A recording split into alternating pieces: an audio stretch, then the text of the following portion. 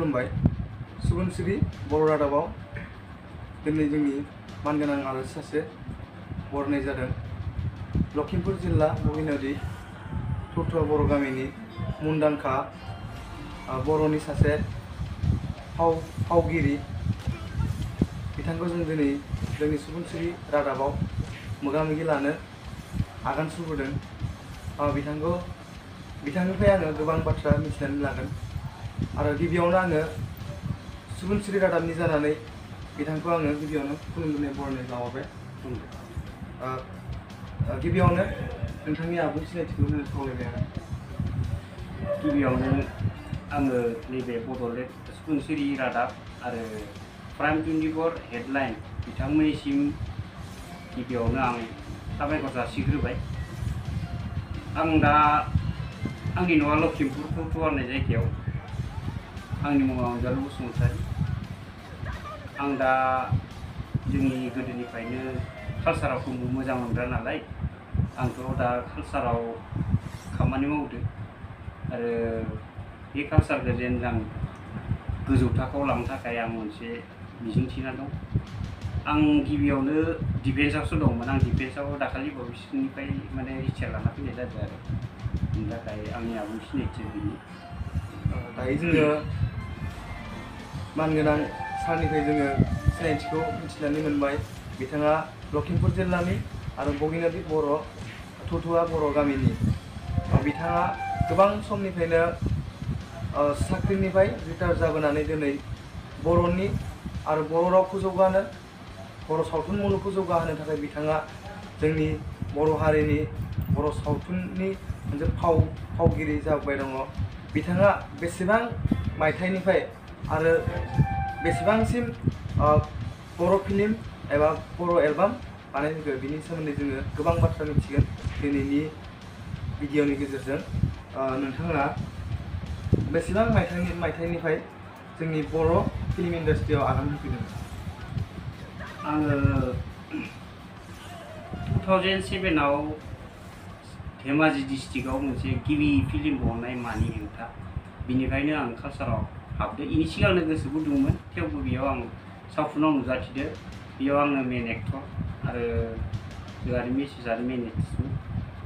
बेनिफ्रायनो आं गिबियावनो हाबनानै गोसोआ कालसाराव गोसो दंखायो नालाय, थेवबो आं बिनि गेजेराव आं डिफेन्सआवसो दंमोन। बिनि गेजेरजोंनो गेजेर गेजेर आङो एलबाम बिदि बायदिसिना बानायोमोन आरो थेवबो नांगौ बायदि आं समाय मोनाखै आरो बानायनोबो हायाखै। बिनि थाखाय आं माने दा डिफेन्सनिफ्राय रिटायार लाना फैबाय। आरो आं दा ओरैबायदि मोनसे गोसोआव सानना दं, आंनि बे लखिमपुर डिस्ट्रिक्टआवनो दा आंनि न'आवनो आं मोनसे स्टुडिअ'बो आरो केमेरा, एडिटिं, मिउजिक आरो प्रजेक्टर आंनि न'आवनो निजेनावनो आं दा सिनेमा बानायनो हानाय आंनाव बिदिनो माने बेसादा दं आरो गुथै नोंथांमोननोबो गोनांथि जायोबा आंनाव फैनो हागोन। आरो आंनिफ्राय केमेरानिफ्राय लानानै एडिटिंनिफ्राय लानानै मिउजिक डाबिंफ्राबो आंनाव न'आवनो स्टुडिअ'आव बानायनाय जाबाय। दा बेखिनिखौनो जेनेबा आङो दा नोंथांमोननिसिम फोरमायहरदो आरो। जोबोद गोजोनथाव रादाब बियो। जोंनि लखिमपुर हालामावबो बेफोरबायदि जोंनि बर' सावथुन मुलुगनि बर' फिल्म, बर' एलबाम बानायनो थाखाय बिथाङा गोबां आगजु, गोबां आइजें आइला बुथुमनानै न'आव दोनफैदों एबा बिथाङा बायनानै दोनफैदों। जोंनि लखिमपुर हालामनि जोंनि उन्दै उन्दै लाइमोनफोरा जुदि गोसो गुदुं जायोबा बिथांजों कन्टेक्ट खालामनानै जोंनि लखिमपुरनिफ्रायबो बिदि बर' सावथुन मुलुगाव आगान होनो हागोन होननानै जों मिजिं थिबाय। बिथाङा जोबोद मोजाङैनो न'आव जोंनि बर'नि सावथुन मुलुगखौ जौगाहोनो थाखाय गोबां आइजें आइलाजों खामानि मावबाय दङ। बेनिखायनो नोंथांमोना जोंनि लखिमपुर जिल्लानि उन्दै उन्दै लाइमोनफोरा बिथांजों फैनानै रायज्लायलायनानै खामानि मावफानो हागोन। आरो बेजों लोगोसेनो नोंथाङा मानि हेंथा होननाय फिल्मखौ बानायजेनदोंमोन फार्स्ट गिबि, बिनि कनसेप्टखौ सोर लिरदोंमोन? बिनि कनसेप्टआथ' बिनाय सा होननाय बसुमतारी दंमोन। फिल्मखौ आं बानायाखै, आं हिर'आवसो रल मोनदोंमोन आरो बिनि कनसेप्टखौ बिनाय सा होननाय आरो डिरेक्सनखौ रनेन बसुमतारी होननाय बिजनिनि होदोंमोन। बेबो गाज्रि जायाखै। आरो दा नोंथांमोननिसिम आं मोनसे खावलायनो सानदों आं देग्लाय मोनसे बर' सावथुन बानायदों जोंनि लखिमपुर डिस्ट्रिक्टनिफ्रायनो जोनोम मोनगोन एबार आर'नाइ होननाय आर'नाइया दा देग्लाय बिश्वकर्मानिफ्रायनो आं रिलिज होआंसै दा बेनि थाखायनो नांथाबगासिनो दं नोंथांमोना बे फिल्मखौ नायनो दाबाव आरो गोबां बेनिफ्राय गियानबो मोनगोन आरो नोंथांमोना नायनानै आं नोंथांमोनखौ माने इन्टारेस्ट इन्जय खालामगोन होननानै आं आसा खालामदों बिनि थाखायनो नोंथांमोना बे आर'नाइ सावथुनखौ नायनो दाबाव बेखौ जोंहा डिरेक्सन आरो स्क्रिप्ट होदो जोंहा प्रबिन मैथा बर'आ बिथांनिनो स्क्रिप्ट बिथांनिनो डिरेक्सन ओमफ्राय जोंहानिनो जोंहा फेमिलियानियाव मेन हिर'इन दं बेयाव हिर'आ जाबाय मोगथां एक्टर दं जोंहानिया दं समायना दं बिरमल दं मैथा आरो बिराद गोजान गोजाननिफ्राय दैमु दं बिष्णु दं गोबां मानसि दं आरो गोबां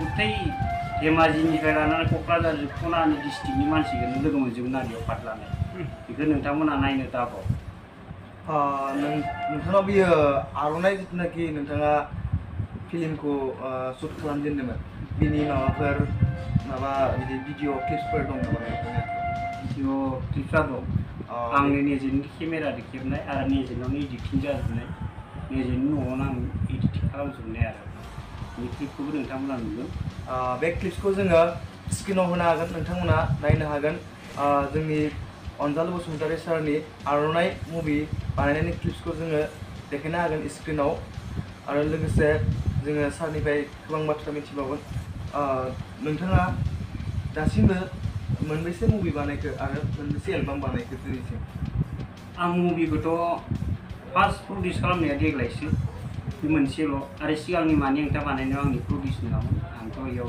रुल्स लादोंमोन नालाय दा गिबियावनो आं देग्लाय 2020आवसो आं डिफेन्सनिफ्राय आर्मिनिफ्राय रिटायार लाना फैनायखाय आं माने सिगां मावनो गोसोबाबो हायाखै गोबां समायनांगौ मावनो थाखाय समनि आंखाल आरो आंहा सुटियाथ' मोनबाय थाया नांगौ बायदिनि थाखायनो आं थाथ'दोंमोन नाथाय बे गेजेरावबो आङो डिफेन्सआव साख्रि मावनायनि गेजेरावबो आं